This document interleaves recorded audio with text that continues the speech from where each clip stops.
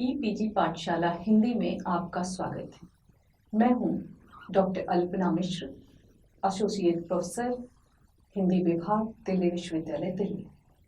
आज मैं प्रश्न पत्र स्त्री लेखन के अंतर्गत स्त्री मुक्ति आंदोलन भारतीय परिप्रेक्ष्य विषय पर आपसे चर्चा करूंगी। इस पाठ के अंतर्गत आप जिन मुख्य बिंदुओं से परिचित होंगे वे हैं 19वीं सदी में स्त्री मुक्ति आंदोलन के प्राथमिक स्वरूप की विवेचना, स्त्री मुक्ति आंदोलन के विकास में 19वीं सदी के सुधार आंदोलनों की भूमिका, भारत में स्वतंत्रता आंदोलन के पश्चात स्त्री मुक्ति आंदोलन की दशा और दिशा, पश्चिम के स्त्री मुक्ति आंदोलन से अलग तरह से भारतीय परिस्थितियों के बीच जिस स्त्री मुक्ति आंदोलन ने अपना रूपाकार ग्रहण किया उसके इतिहास के बारे में, उसके स्वरूप के बारे में और जो सुधार आंदोलनों की भूमिका रही उस आंदोलन को गति प्रदान करने में, उसके बारे में, और साथ ही साथ स्वतंत्रता आंदोलन के साथ चलते हुए इसने अपनी जो दिशा तय की और स्वतंत्र भारत के पश्चात नई बनी परिस्थितियों के बीच जिस तरह स्त्री मुक्ति आंदोलन का स्वरूप तैयार हुआ, इन सारी चीजों को आप इस पाठ के अंतर्गत समझ सकेंगे। जैसा कि आप जानते हैं कि नवजागरण की बहुत महत्वपूर्ण भूमिका थी स्त्री जीवन से संबंधित मुद्दों को केंद्रीय मुद्दे के रूप में लाने में। जितने भी 19वीं सदी के मध्य का समय वह समय है जब भारत में महिला जीवन की समस्याओं पर विचार और उसके सुधार की चेतना सुधार आंदोलनों का केंद्रीय विषय बनना शुरू हुई। जितने भी सुधार आंदोलन सक्रिय हुए उन सब के मुख्य विषय थे बाल विवाह, विधवा जीवन, सती प्रथा और स्त्री शिक्षा। इन विषयों के मुख्य मुद्दे के रूप में उभरने का एक बहुत बड़ा कारण था नई तरह की शिक्षा और ज्ञान विज्ञान के नए क्षेत्रों का प्रचार प्रसार।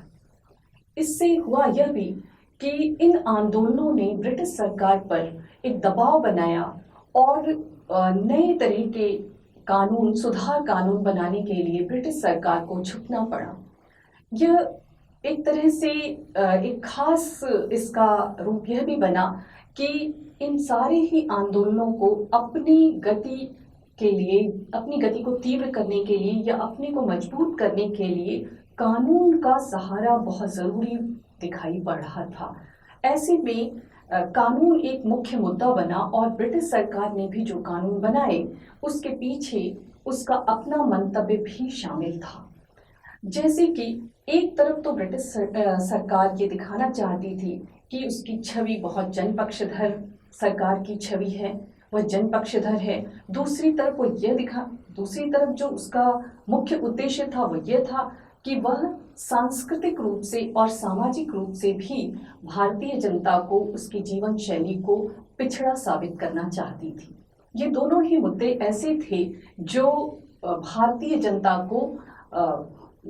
भारतीय जनता के भीतर बदलाव की आकांक्षा को बलवती बनाते थे। पहला मुख्य विचारणीय बिंदु है 19वीं सदी के सुधार आंदोलन और स्त्री प्रश्न। इन सुधार आंदोलनों के पीछे भी कई प्रत्यक्ष और परोक्ष कारण थे। एक तरफ नई शिक्षा और ज्ञान विज्ञान का प्रसार तो था ही, जिसने कहीं ना कहीं यह दिखाया था कि उनकी स्त्रियां अनपढ़ हैं और उन्हें शिक्षा की आवश्यकता है। उनकी संस्कृति में बहुत सारी ऐसी चीजें जुड़ी हुई हैं जो उन्हें कमजोर करती हैं। दूसरी तरफ औपनिवेशिक मानसिकता से मुक्ति की छटपटाहट भी बहुत प्रबल थी और यूरोप द्वारा जो अपनी सांस्कृतिक श्रेष्ठता के दावे किए जा रहे थे उससे मुक्ति की इच्छा भी बहुत प्रखर हो उठी थी और साथ ही साथ अपनी संस्कृति की बुराइयों को दूर करके अपने को हीनतर माने जाने से बचाने की आकांक्षा भी इसमें शामिल थी। इसलिए अपनी संस्कृति के सुनहरे पक्षों को चुन चुनकर दुनिया के आगे लाने की कोशिश भी की जा रही थी। वेदों से उन तमाम सुंदर उक्तियों को उठाया जा रहा था जिन्हें नए सिरे से उन्नत भारतीय संस्कृति के रूप में स्थापित किया जा सके। जनता के बीच अपनी संस्कृति पर गर्व करने का एक पूरा प्रचार अभियान इस दौर में दिखाई पड़ता है। सांस्कृतिक स्तर पर लगातार अंग्रेजों के साथ एक तरह की लड़ाई भी जारी थी। इस प्रकार जनता के मनोबल को बढ़ाने का प्रयास किया जा रहा था, लेकिन इस सारे प्रयास के बावजूद जब स्त्री की बात आती तो भारतीय महामनाओं के सिर शर्म से झुक जाते थे। उनकी स्त्रियां देवी होते हुए भी अनपढ़ थीं।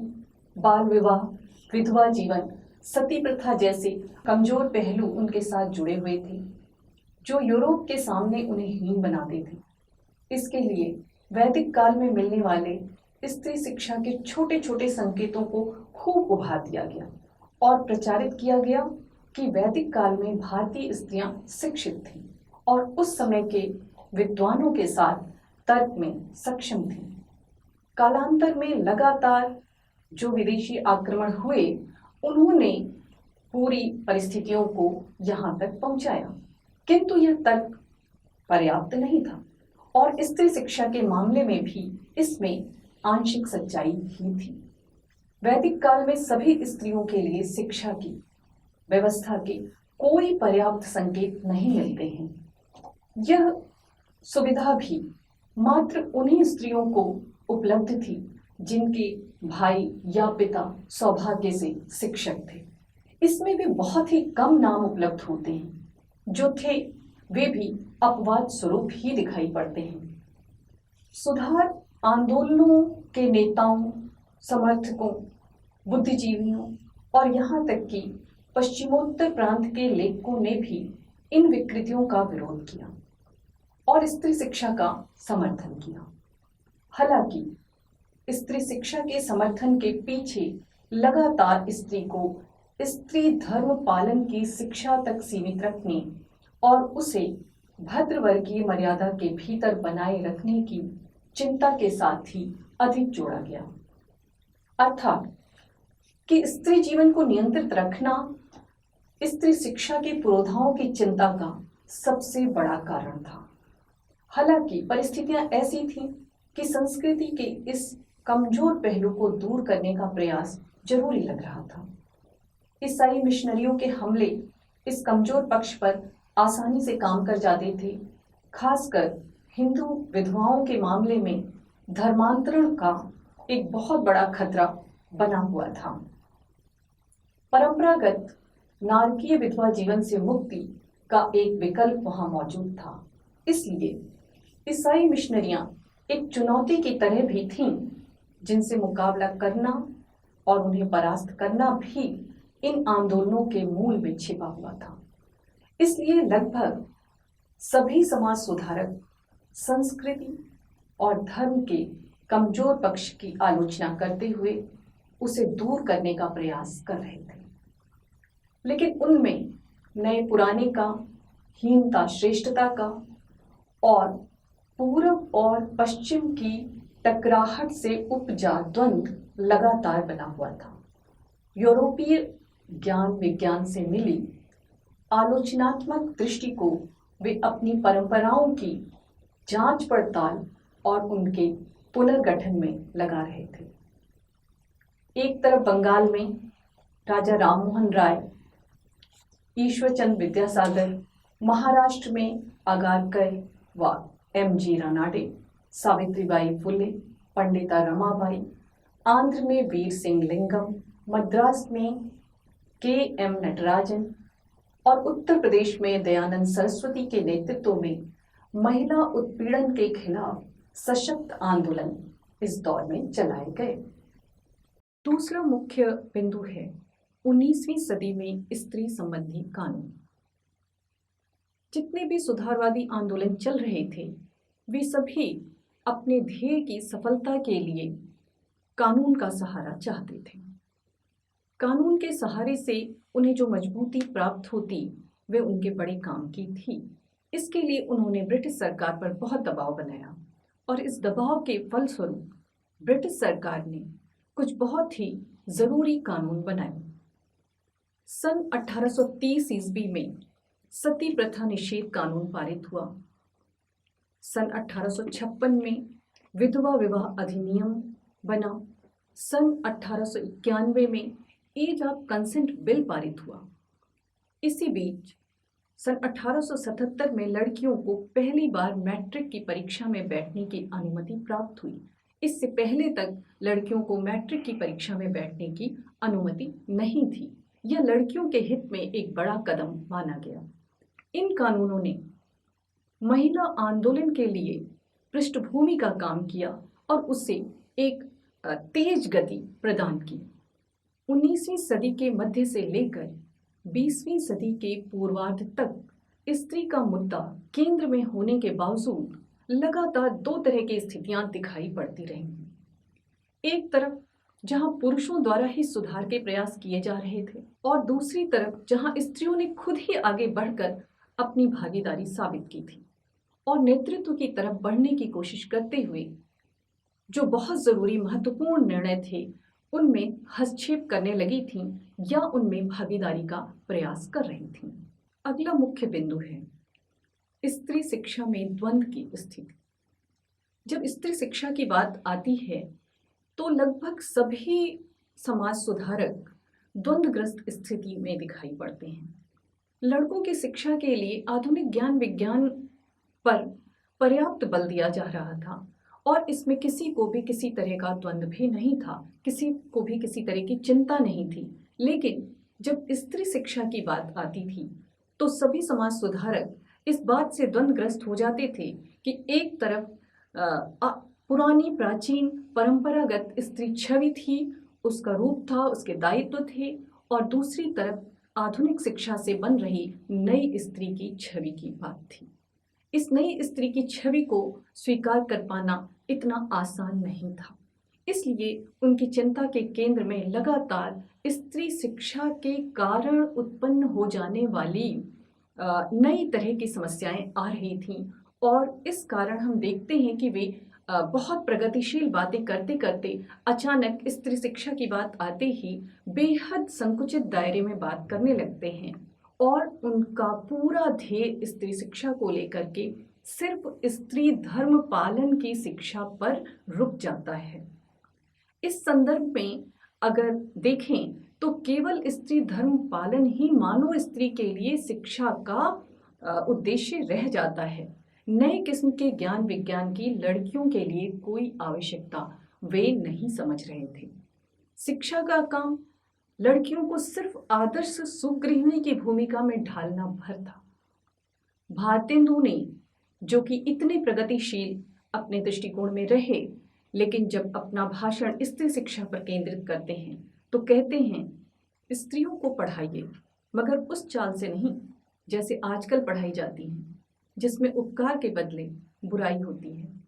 ऐसी चाल से उनको शिक्षा दीजिए कि वह अपना देश कुल धर्म सीखें, पति की भक्ति करें और लड़कों को सहज में शिक्षा दें। तात्पर्य कि स्त्री धर्म पालन ही शिक्षा में स्त्री शिक्षा का मुख्य उद्देश्य है, न कि बौद्धिक समझ का विकास, व्यक्तित्व, वैज्ञानिक दृष्टिकोण, आलोचनात्मक क्षमता का विकास, सत असत का विवेक, न्याय अन्याय की पहचान, तर्क क्षमता का पल्लवन आदि।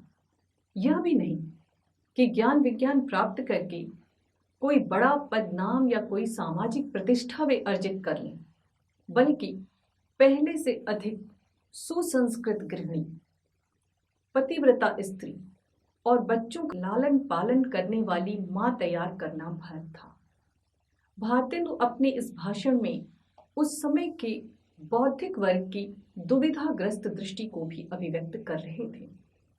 भारतेंदु द्वारा निकाली जा रही महिला केंद्रित पत्रिका बाला बोधनी के संपादकीय को इस संदर्भ में देखा जा सकता है, जिसके मुख पृष्ठ पर ही कुछ ऐसे दोहे प्रकाशित होते थे जिनसे पत्रिका का मुख्य आदर्श ध्वनित होता था। यह आदर्श शिव और शक्ति, सावित्री सीता को लेकर बना हुआ था। इस आदर्श की स्थापना के लिए और भी माध्यम अपनाए गए थे, मसलन कथा कहानियों, निबंधों, चित्रों और उपदेशात्मक आख्यानों आदि में धार्मिक शिक्षा पाई स्त्री को पश्चिमी शिक्षा प्राप्त और पश्चिमी चाल ढाल वाली स्त्री के ऊपर विजयिनी के रूप में प्रस्तुत किया जा रहा था। पुरुषों द्वारा संपादित पत्रिकाओं में स्त्री की आदर्श हिंदू स्त्री छवि की बात की जाती, किंतु उसके अधिकारों का मुद्दा नहीं उठाया जाता। समस्याओं की बात तो आती थी, परंतु उनके समाधानों में दुविधाग्रस्त दृष्टि दिखाई पड़ती, जबकि इस मामले में अन्य प्रांतों की स्थिति पश्चिमोत्तर प्रांत से कुछ बेहतर थी। सावित्रीबाई को शिक्षित करने और उन्हें सामाजिक भूमिका के लिए तैयार करने में ज्योतिबा फुले का बड़ा योगदान था। सन 1892 तक उन्होंने 3 कन्या पाठशालाएं खोल दी थी। सावित्रीबाई भी एक साहसी शिक्षिका बनी, जिन्होंने उस समय के तमाम अवरोधों, आक्रमणों को झेला और डटी रही। सन 1880 की 2 घटनाओं ने स्त्री सुधार आंदोलनों को तीव्र गति प्रदान की, जिसमें पहली घटना थी रुक्माबाई द्वारा देह के अधिकार को लेकर दायर किया गया मुकदमा। इस घटना ने रूढ़वादियों को स्त्री दशा सुधारने के लिए चलाए जा रहे अभियानों के विरुद्ध खड़ा कर दिया। पहली बार स्त्री के द्वारा उसके देह पर अधिकार की बात उठाई गई थी। ऐतिहासिक दृष्टि से यह एक महत्वपूर्ण कदम था और इसने स्त्री जीवन पर विचार करने का एक सर्वथा नया आयाम खोल दिया था। स्त्री आंदोलन का यह एक बड़ा कदम माना जाएगा। और दूसरी घटना का संबंध था पंडिता रमाबाई से।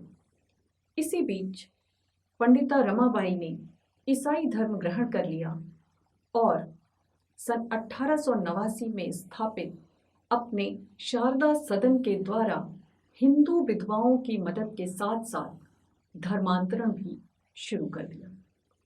इससे रूढ़िवादियों को विरोध का एक और मौका हाथ लग गया और वे रमाबाई के खिलाफ तरह तरह के प्रचार करने लगे।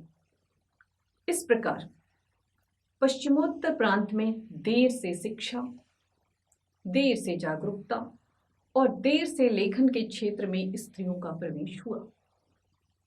इसकी अपेक्षा बंगाल, महाराष्ट्र और पंजाब में कई महत्वपूर्ण नाम दिखाई पड़ते हैं, जिन्होंने पुरुषों से अलग अपना दृष्टिकोण प्रस्तुत किया और स्त्री के नजरिए का प्रश्न उठाया। इसमें सीमंतिनी उपदेश लिखने वाली पंजाब की अज्ञात हिंदू औरत का नाम विशेष रूप से उल्लेखनीय है। यह किताब सन 1882 में लुधियाने से मुंशी कन्हैयालाल अलखधारी के प्रयासों से छपी थी। प्रारंभ में इसकी 300 प्रतियां मुफ्त बांटने के लिए छपवाई गई थी।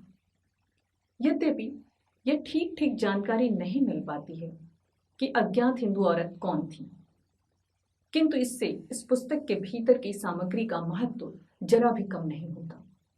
इस पुस्तक में लेखिका ने बहुत तीखी और ओजपूर्ण भाषा शैली में पितृसत्तात्मक व्यवस्था पर करारा प्रहार किया है। पहली बार इसके माध्यम से नई बन रही स्त्री दृष्टि का एक मूर्त रूप दिखाई पड़ना शुरू होता है। पहली बार यह भी तर्क आता है कि स्त्री के लिए भी सुरुचि बोध की बात उठनी चाहिए। एक तरफ सीमंतिनी उपदेश की लेखिका स्त्रियों के गहने के मोह पर उन्हें तर्कपूर्ण फटकार लगाती हैं, तो दूसरी तरफ एक नई सौंदर्य चेतना की बात भी उठाती हैं और वे स्त्रियों को गहने में सुरुचि बोध की बात की तरफ ले जाती हैं। दूसरी महत्वपूर्ण बात जो दिखाई पड़ती है वह यह है कि सीमंतिनी उपदेश की लेखिका को अपने समय के तमाम सुधार आंदोलनों की बहुत अच्छी जानकारी रही होगी और वे इन सुधारकों की पहचान भी कर रही हैं, उन्हें फटकारने का साहस भी रख रही हैं और जो ऐसे सुधारक उन्हें दिखाई पड़ रहे हैं जो स्त्री को मनुष्य समझने की बात कर रहे हैं, उनकी प्रशंसा भी कर रही हैं। ऐसी ही एक दूसरी किताब है स्त्री पुरुष तुलना, जो ताराबाई शिंदे के द्वारा महाराष्ट्र में लिखी गई। लेखिका ने यहाँ भी स्त्री धर्म की खुलकर आलोचना की और तर्क के द्वारा उसे निराधार सिद्ध किया। पितृसत्ता पर स्त्रियों के द्वारा किया गया यह एक बड़ा और व्यापक प्रहार था। इस किताब ने न केवल आम जनता के बीच बल्कि पुरुष सुधारकों के बीच भी खलबली मचा दी। ताराबाई ने पुरुषों के सुधार आंदोलन की भी बहुत साहस के साथ आलोचना की और स्त्री शिक्षा की बात करते हुए भद्रवर्ग द्वारा ज्ञान विज्ञान के नए क्षेत्रों को स्त्री तक न पहुंचने देने का तीव्र विरोध किया। यहाँ यह बात कहना मैं बहुत ज़रूरी समझती हूँ कि स्त्रियों के लिए उस समय तक होम साइंस पढ़ना एक अनिवार्य विषय बना हुआ था। अन्य तमाम ज्ञान विज्ञान की शाखाओं में उनका प्रवेश संभव ही नहीं किया जा सका था। इसलिए ताराबाई शिंदे के इस प्रहार को सह पाना बहुत मुश्किल हुआ और रूढ़िवादियों के लिए यह और भी कठिन साबित हुआ। उन्हें यह ऐसा मौका मिला जो ताराबाई का विरोध करने के लिए उन्हें सामाजिक तौर पर जगह प्रदान कर देता था और नतीजा यह हुआ कि वे ताराबाई पर तरह तरह के आक्रमण करने लगे।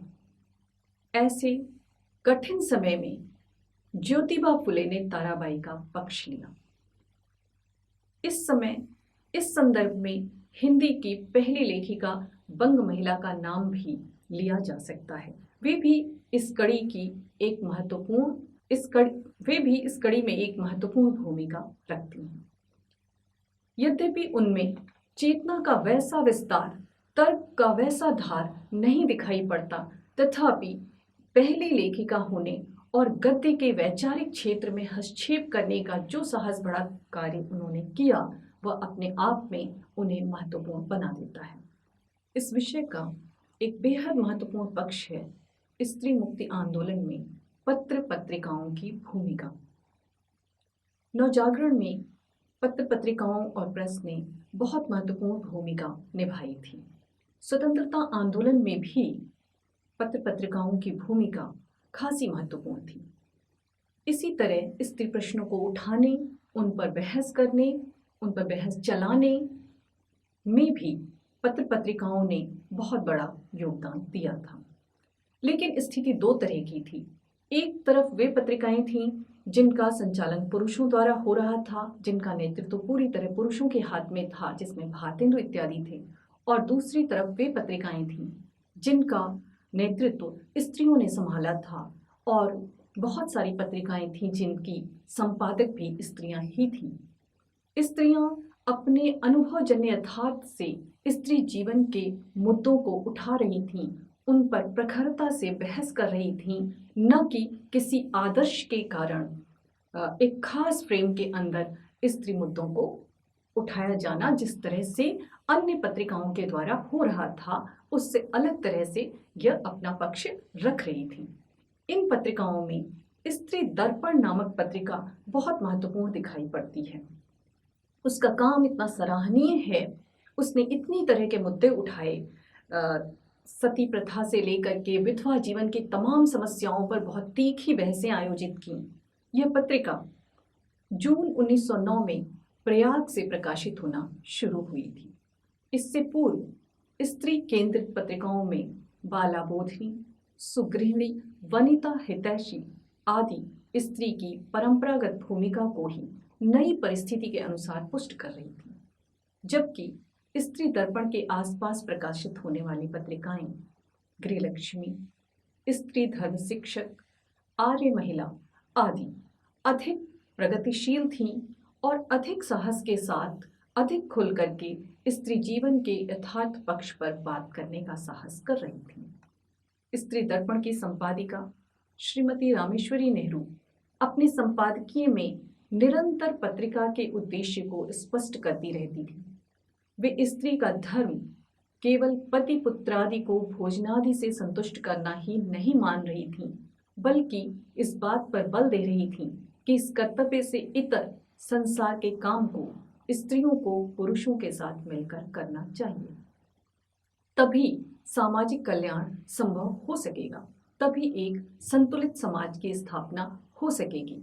इस तरह पश्चिम के प्रभाव से रहित यह नारीवादी दृष्टि शुद्ध रूप से भारतीय परिस्थितियों की उपज थी और अपने समय के सुधारों के प्रभाव को ग्रहण करने के बावजूद अधिक संतुलित तथा अधिक साफ थी।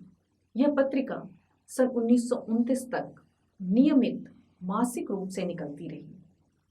इसके लेखों के वैचारिक तेवर और ऊर्जावान बहसें स्त्री के वैचारिक क्षेत्र में नई दृष्टि के साथ सशक्त दखल को दर्ज करती हैं।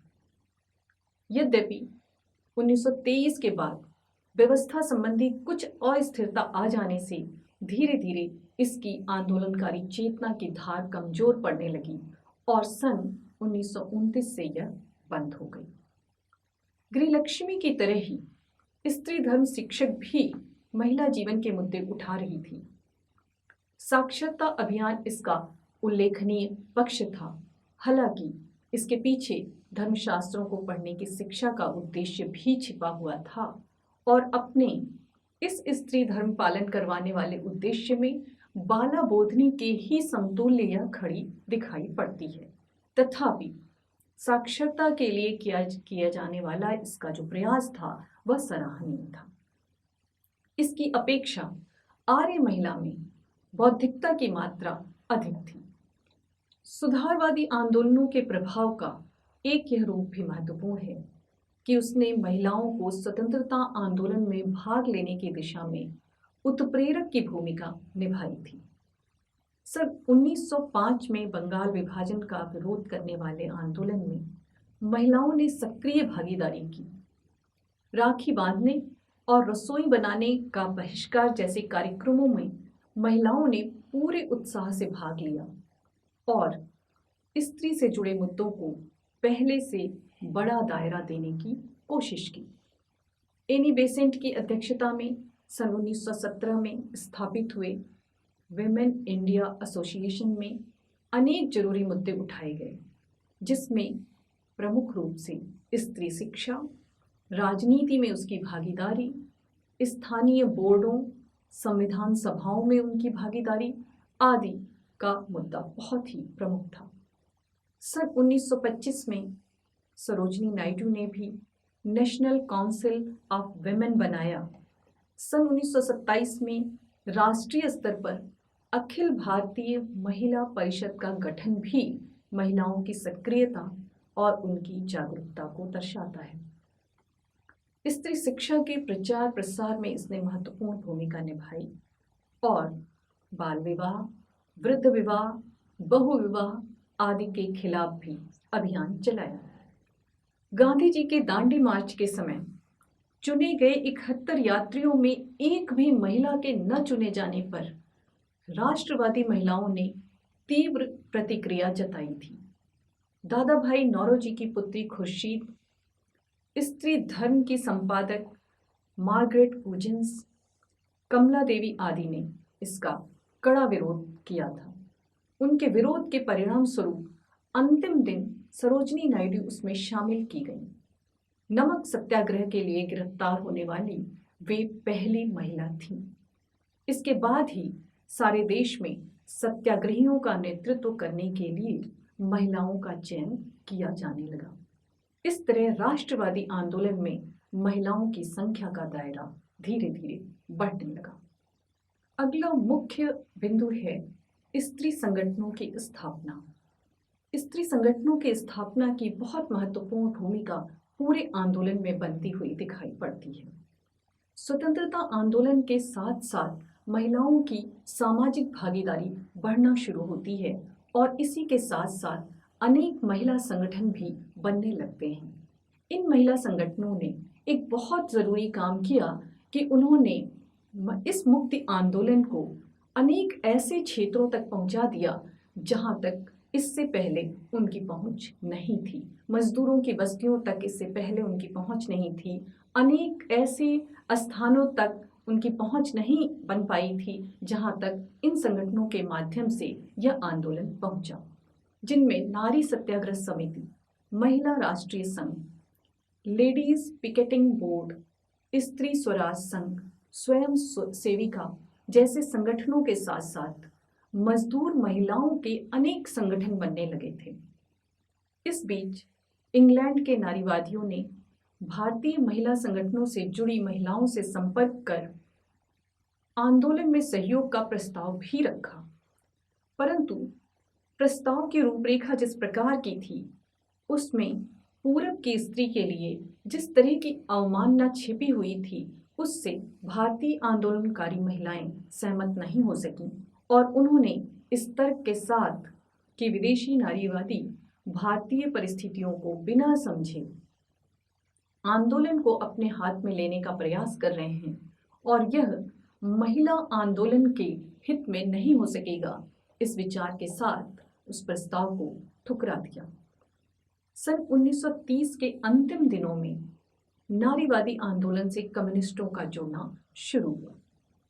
उषाबाई डांगे इसमें एक बहुत महत्वपूर्ण नाम है। उन्होंने बंबई के कपड़ा मिलों की महिला कामगारों को संगठित करने का बहुत जरूरी काम किया।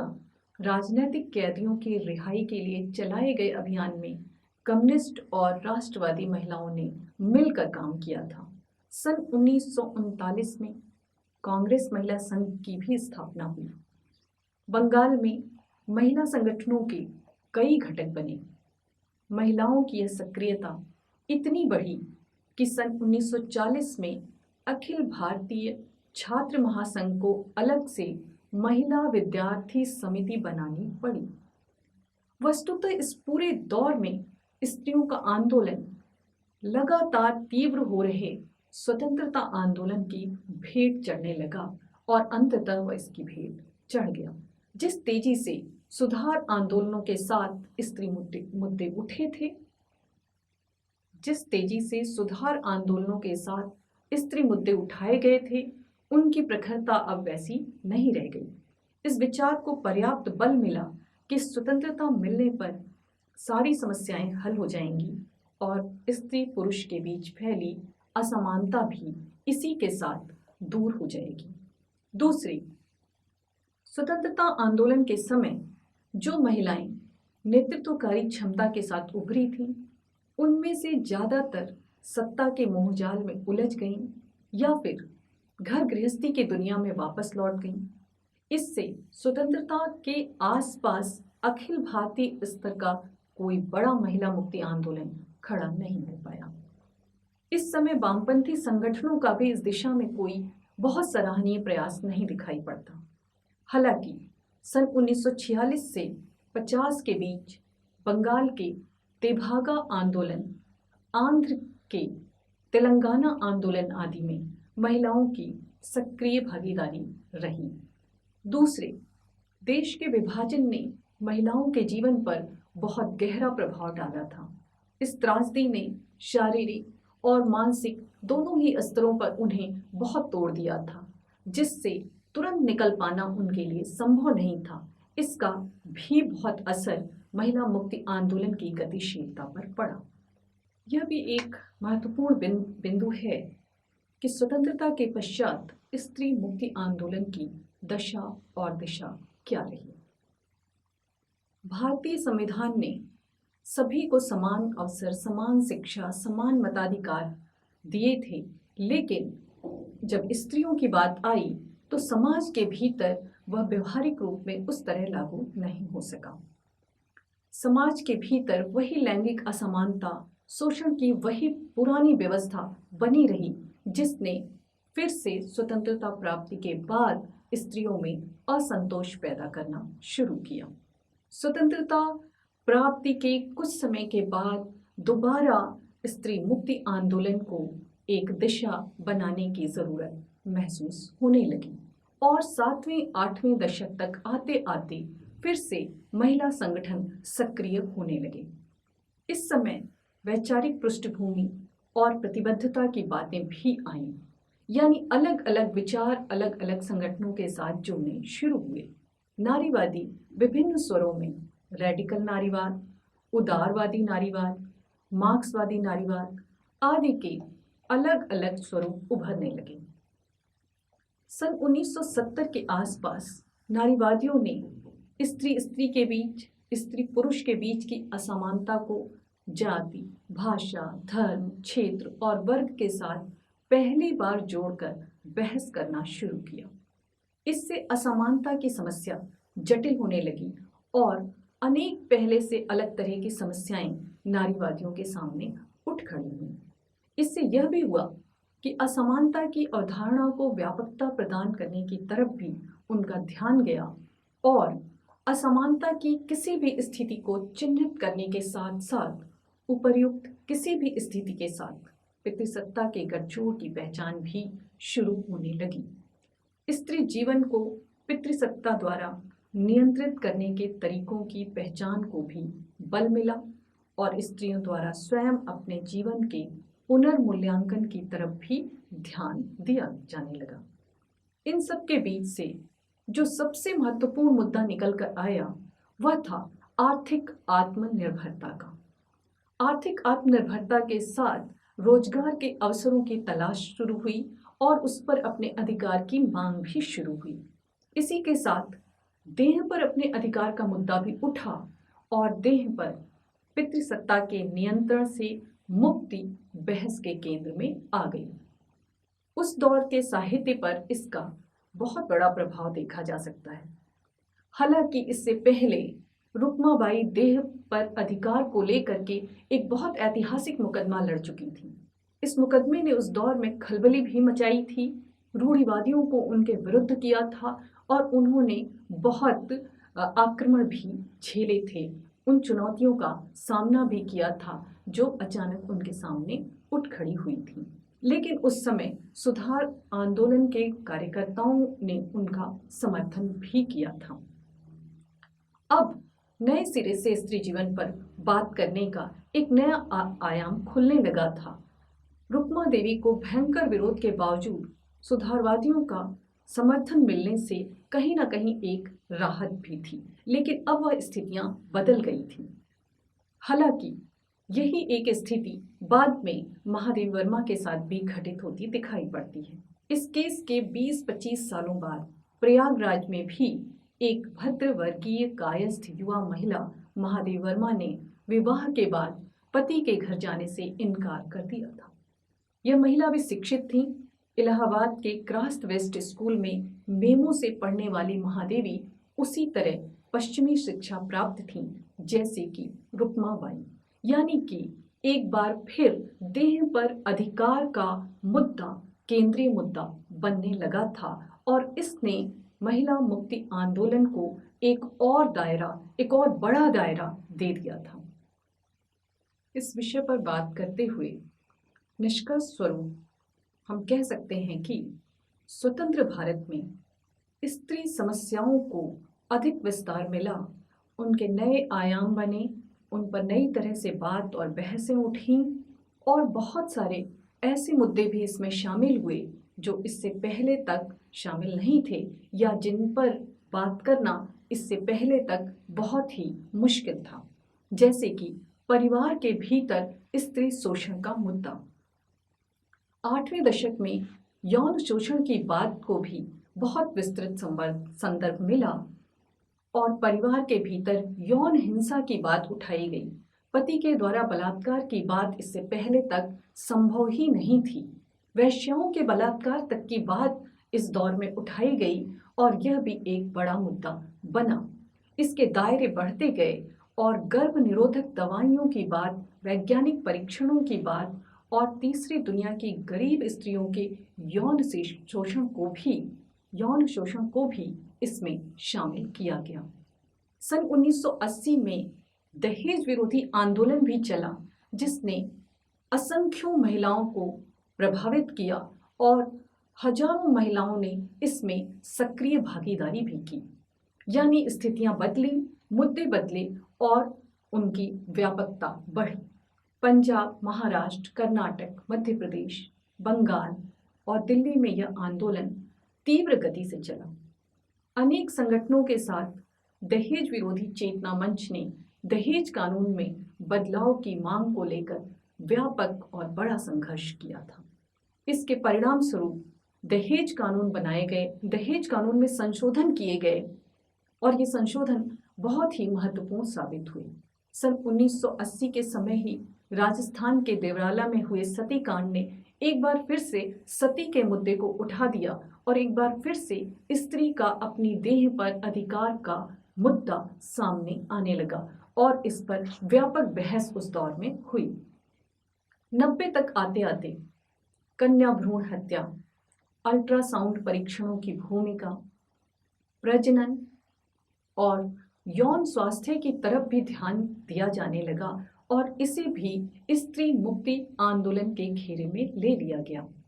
इससे स्त्री पुरुष के घटते लिंगानुपात की तरफ सरकार का ध्यान गया। सरकार पर कुछ दबाव भी बना और कुछ कार्रवाइयां भी हुई। इसी प्रकार देह व्यापार, यौन अपराध, छोटी बच्चियों के यौन शोषण आदि को रोकने के खिलाफ भी आवाजें उठाई जाने लगीं। हालांकि तमाम आंदोलनों और प्रयासों के बावजूद स्त्रियों के व्यवहारिक जीवन में कोई बड़ा और क्रांतिकारी परिवर्तन नहीं आ सका, किंतु निरंतर के इन प्रयासों ने स्थिति पर कुछ फर्क जरूर डाला और स्त्रियों को जागरूक बनाया। शिक्षा और आर्थिक आत्मनिर्भरता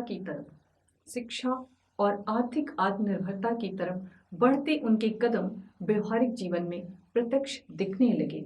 अर्थात तमाम बाधाओं और अंतर्विरोधों से टकराते हुए महिला आंदोलन गतिशील रहा। उसने स्त्रियों को कुछ जगह देने में, कुछ स्पेस बनाने में मदद की और परंपरागत सोच को कुछ कम, कुछ कमजोर, कुछ ढीला किया। उसके सकारात्मक पहलू बहुत उल्लेखनीय रहे हैं। आज भी उनके सामने समानता, न्याय और स्वतंत्रता पर आधारित एक बेहतर दुनिया बनाने की चुनौती बनी हुई है और आज भी वे इससे संघर्षरत हैं।